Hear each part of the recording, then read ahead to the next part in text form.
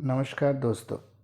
आज एक नई कहानी हम सब आपके बीच में लेके आए हैं द गिफ्ट ऑफ द मेजाई। ये स्टोरी ओ हेनरी ने 1905 में लिखी थी, जो न्यूयॉर्क सिटी के संडे हेरल्ड अखबार में छपी थी। ये जो स्टोरी आप देख रहे हैं वो एजुकेटर ऑफ दिल्ली चैनल में देख रहे हैं। मेरा नाम मुकेश करार है। मैं आप सबका चैनल में स्वागत करता हूँ। आज हम कवर कर रहे हैं BA-LLB थर्ड सेमेस्टर के कम्युनिकेशन इंग्लिश सब्जेक्ट की स्टोरी है द गिफ्ट ऑफ द मेजाई। इसके बारे में आज हम शुरू करने जा रहे हैं। ये एक लव स्टोरी है। जिम और डेला नाम के दो कैरेक्टर हैं इस स्टोरी के अंदर, जो एक दूसरे को बहुत प्यार करते हैं। ये रहते हैं न्यूयॉर्क सिटी में।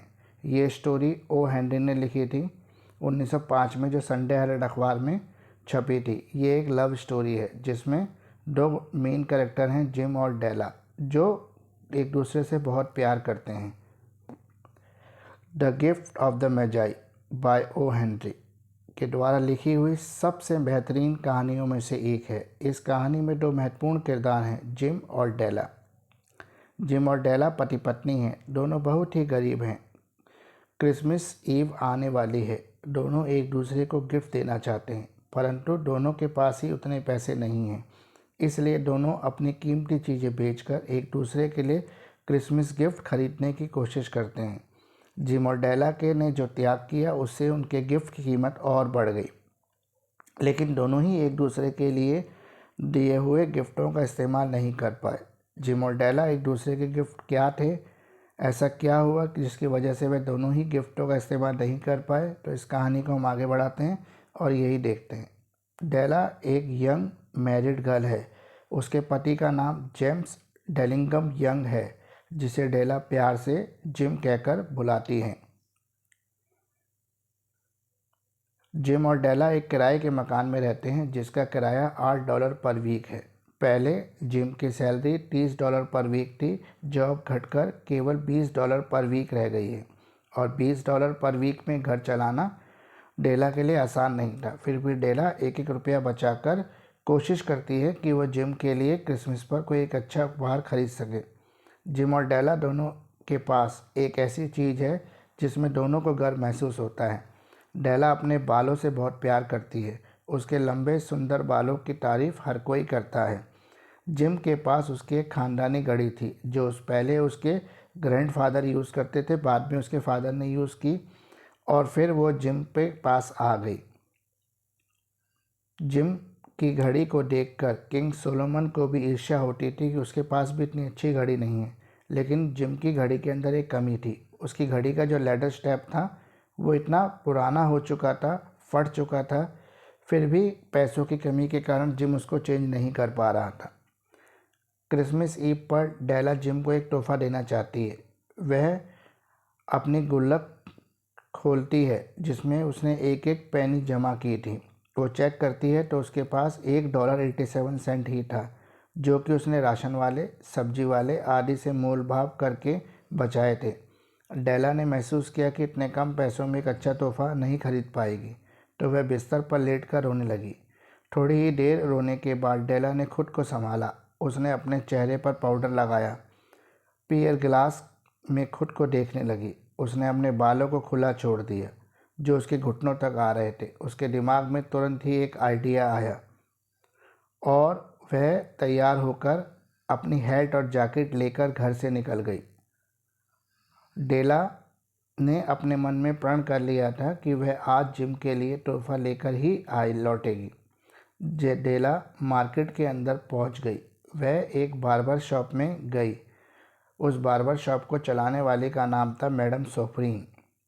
मैडम सोफरीन को उसने अपने लंबे बाल दिखाए। मैडम सोफरीन ने उसके बालों को देखा और उसको कहा कि वह इन बालों के लिए उसको $20 दे सकती है।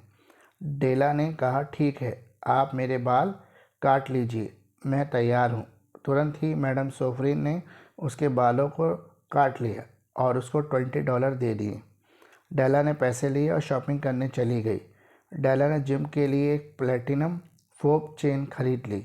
डेला पूरी मार्केट तलाशती रही, परंतु इतने $21 में उसको कोई अच्छा गिफ्ट नहीं मिला। अचानक ही डेला की नज़र एक प्लेटिनम चेन पर पड़ी। उसको तुरंत ही जिम की घड़ी की याद आई। उसने सोचा कि जिम की घड़ी का फीता बहुत पुराना हो चुका है और फट भी चुका है, तो वह इस प्लेटिनम चेन के साथ उस फीते को बदल सकती है, जिससे जिम खुश हो जाएगा।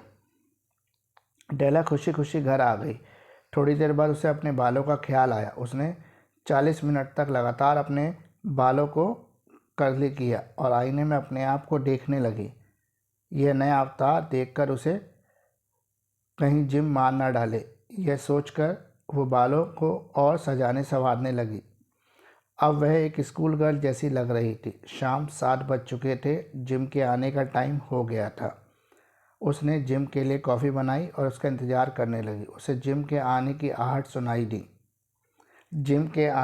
सुनाई दी। थोड़ा घबरा गई और भगवान से प्रार्थना करने लगी कि जिम उसका नया अवतार देखकर उसे नफ़रत ना करने लगे। जिम को उसकी असली फीलिंग, जो वो उसके लिए गिफ्ट खरीदना चाहती थी, वो समझ में आए।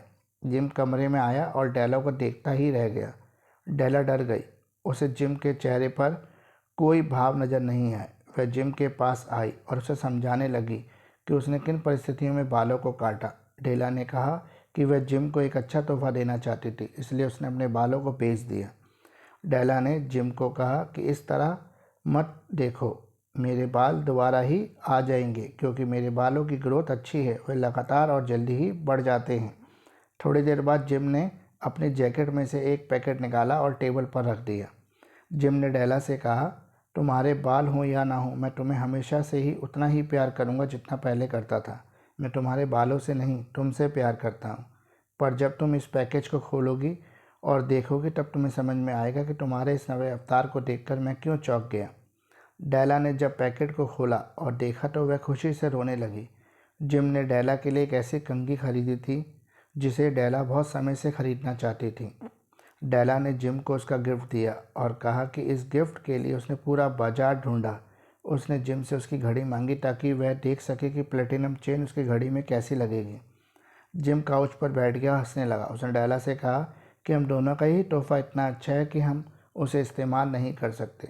जिम ने डेला को बताया कि उसने उसके लिए कछुए की खाल से बनी कंघी खरीदने के लिए अपनी घड़ी को बेच दिया था, क्योंकि डेला बहुत टाइम से इस कंघी को ख़रीदना चाहती थी और जिम उसको क्रिसमस ईव पर एक अच्छा गिफ्ट देना चाहता था और उसके पास पैसे नहीं थे, इसलिए उसने अपनी घड़ी मार्केट में बेच दी। तो इस तरह से जिम और डेला ने ही दोनों ने ही उन चीज़ों को त्याग किया जो उनकी सबसे प्रिय चीज़ थी। डेला, जिसको अपने बालों से इतना प्यार था, उसने अपने बाल जिम के लिए गिफ्ट खरीदने के लिए बेच दिए, और जिम, जिसको अपनी घड़ी से इतना प्यार था, उसने डेला के लिए गिफ्ट खरीदने के लिए अपनी घड़ी बेच दी।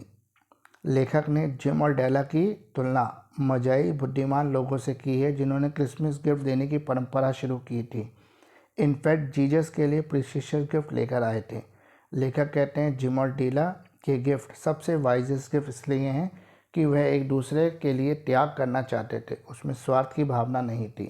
तो जिम और डेला की कहानी एक लव स्टोरी है जिसमें दो यंग कपल जो न्यूयॉर्क सिटी में रहते हैं, जिनका घर को डिस्क्राइब करते हुए लेखक ने लिखा है कि उनका घर एक पुराने घर के जैसा था। उसके शीशे टूटे हुए थे। उसके घर के बाहर एक पोस्ट बॉक्स ज़रूर लगा था, पर उसमें शायद ही कोई चिट्ठी कभी आती थी।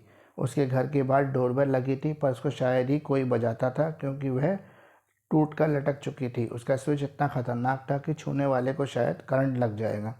जिम ने उसके सोफ़े के बारे में लेखक ने उसके सोफ़े के बारे में भी डिस्क्राइब किया है कि सोफ़ा इतना पुराना था कि उसकी फॉर्म भी बाहर निकल चुकी थी। अंत में लेखक सिर्फ यही दर्शाना चाहता है कि दोनों कपल एक दूसरे को बहुत प्यार करते थे। उन्होंने अपनी सबसे कीमती चीज़ को बेचकर एक दूसरे के लिए गिफ्ट लाने की कोशिश की।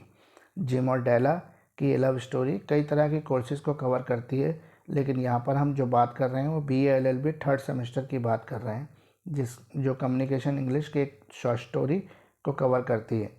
नेक्स्ट वीडियो में हम आपके बीच में इससे जुड़े हुए उन प्रश्नों के क्वेश्चन के आंसर जानने की कोशिश करेंगे जो रेगुलर कई सालों से एग्ज़ाम में पूछे जाते रहे हैं। तो यहीं पर हम अपनी स्टोरी को विराम देते हैं। The gift of the magi, happy ending. आप हमारे चैनल एजुकेटर ऑफ दिल्ली से जुड़े रहें। लाइक, कमेंट और सब्सक्राइब लगातार करते रहें। इसी तरह से हम और कोर्सेज़ की और स्टोरीज़ भी इसमें कवर करेंगे। यहीं पे हम आपसे एक बार फिर रिक्वेस्ट करते हैं कि हमारे चैनल को सब्सक्राइब करें ताकि लेटेस्ट अपडेट और लेटेस्ट न्यूज़ आप तक पहुंचती रहे। धन्यवाद। सभी दोस्तों का हार्दिक धन्यवाद जो उन्होंने हमारे चैनल को इतना समय दिया और इतना लाइक और सब्सक्राइब किया।